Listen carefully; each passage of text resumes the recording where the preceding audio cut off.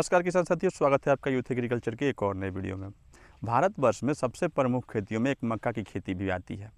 कई सारे किसान मक्का की खेती करके अपना जीवन यापन भी चलाते हैं। भारत में मक्का पूरे वर्ष उत्पादित किया जाता है। यूँ कहें कि गेहूं और चावल के बाद जो तीसरी सबसे प्रमुख फसल है ना, वो मक्का ही है। और यह देश के कुल अनाज जितना उत्पादन होता है ना, उसका 10% हिस्सा मक्का का उत्पादन होता है। अब हम ठंड के सीज़न में जो मक्का लगाते हैं ना, उसमें तो ज़्यादा कीट दिखाई नहीं देते, कीटों की समस्या ज़्यादा नहीं आती है। लेकिन जो मक्का हमने गर्मी के सीज़न में लगा रखा है, या फिर हम फरवरी मार्च में लगाते हैं, या फिर हम मई जून में लगाते हैं, तो उसमें ना हमें काफ़ी ज़्यादा मात्रा में इल्लियों की समस्या दिखाई देती है, जो कि हमारे पौधों को काफ़ी ज़्यादा नुकसान पहुंचाती है। पत्तों में होल होल बना देती है, या फिर गुफाओं में घुस करके और गुफाओं को खाती है। लेकिन धीरे धीरे ना मक्का की खेती में कमी आ रही है। उसका सबसे बड़ा रीज़न है ना अमेरिकन सुंडी, या फिर सुंडी बोलें, इल्ली बोलें। मक्का में जब ये लग जाती है ना, तो पूरे फसल बर्बाद कर जाती है। तो कैसे इस पे कंट्रोल पाया जाए, किस तरीके से अगर खेती करेंगे ना, तो ये हमारी फसल को नुकसान नहीं पहुंचाएगी।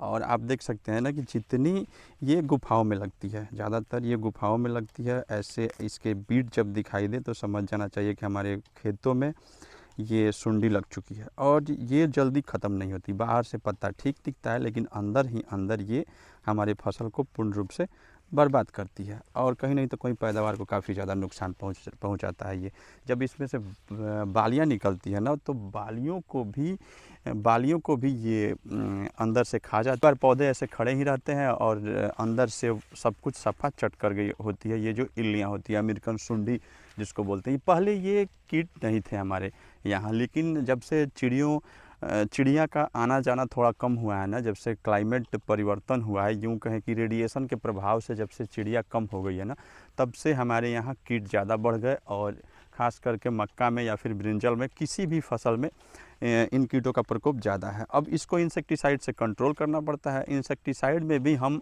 अगर नॉर्मल इंसेक्टिसाइड इस पर देते हैं ना, तो ये कंट्रोल नहीं होंगी। इसको कंट्रोल करने के लिए हम हाई पावर की इंसेक्टिसाइड का प्रयोग करना पड़ता है। ये पत्तों को खाना और गुफाओं को अंदर से एकदम सफ़ा चट कर जाना, यही इनका काम है। फसल को पूर्ण रूप से ये बर्बाद कर जाती है। तो इसके लिए ना हमें कोराजन का प्रयोग करना पड़ता है, या फिर इमामेक्टिन बेंजोएट का प्रयोग करना पड़ता है, टोजन का प्रयोग करना पड़ता है। ऐसे दवाओं का प्रयोग करके हम इसको कंट्रोल कर सकते हैं। अगर पूरी लाइफ साइकिल में मक्का की जितने दिन की लाइफ साइकिल होती है ना, उसमें अगर 3 बार कोराजन का स्प्रे कर दिया जाए, या फिर इमामेक्टिन बेंजोएट का स्प्रे कर दिया जाए, तो इमामेक्टिन बेंजोएट का डोज 2 ग्राम पर लीटर के हिसाब से, तो इसमें ये समस्या नहीं दिखाई देंगी। ये मर जाते हैं, ख़त्म हो जाते हैं। इसके अलावा अगर पैदावार में ज़्यादा बढ़ोतरी चाहिए, तो हमें समय समय पे अपने खेत में मैग्नीशियम के साथ माइक्रो न्यूट्रिएंट का खासा ध्यान रखना पड़ता है। इसमें डीएपी की भी अगर कमी दिखाई देती है ना, तो पत्तों में लालिमा आ जाती है, लाल कलर का पत्ते दिखने लगते हैं। तो डीएपी भी अगर देख लें पत्ते में लालिमा हो, तो डीएपी का प्रयोग ज़रूर करें।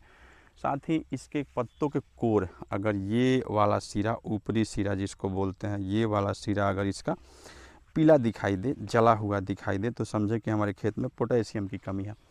तो पोटेशियम अभी उस वक्त हम अपने खेत में दे सकते हैं। डिफिशियंसी देख करके अगर हम अपने फसलों का इलाज करेंगे, तो हम निश्चित रूप से बेहतर पैदावार पाएंगे।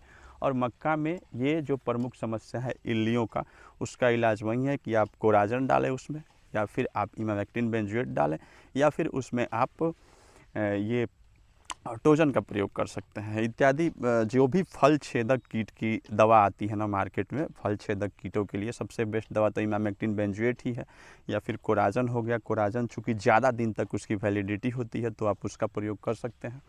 और टोजन, उसकी भी वैलिडिटी कम से कम आपको महीना 1.5 महीना तक ज़रूर चला देती। तो इन दवाओं का प्रयोग करके इस तरीके से आप मक्का में जो ये इल्लियाँ होती हैं, जो ये अमेरिकन सुंडी होती है ना, इससे आप अपने फसल को बचा सकते हैं और अपने उत्पादन को ज़्यादा से ज़्यादा बढ़ा सकते हैं। तो 3 टर्म अपने पूरे लाइफ साइकिल में उसका प्रयोग करें, ये इन इल्लियों से आपको छुटकारा मिल जाएगी। जानकारी अच्छी लगे तो वीडियो को लाइक, चैनल को सब्सक्राइब जरूर करेंगे। मिलते हैं अगले वीडियो में, तब तक के लिए जय हिंद।